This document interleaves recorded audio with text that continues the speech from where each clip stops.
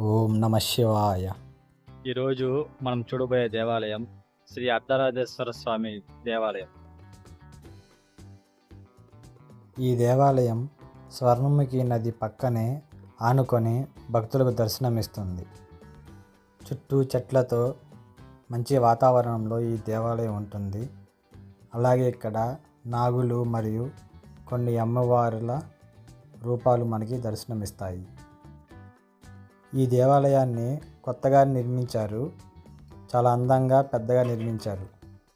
ఈ దేవాలయంలో విశేషంగా శివలింగానికి ఒకవైపున అమ్మవారి ముఖ చిత్రం మనకి దర్శనమిస్తుంది.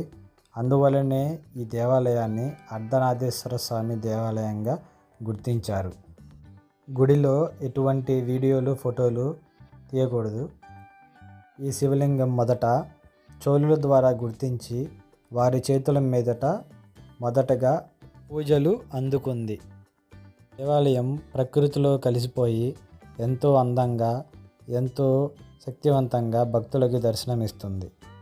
శ్రీకాళహస్తి నుంచి కేవలం 3 కిలోమీటర్ల దూరంలో మనకి గుడి ఈ దర్శనమిస్తుంది. అర్ధనారీశ్వర స్వామి దేవాలయంలో ప్రతి సోమవారం ప్రత్యేక పూజలు నిర్వహిస్తారు.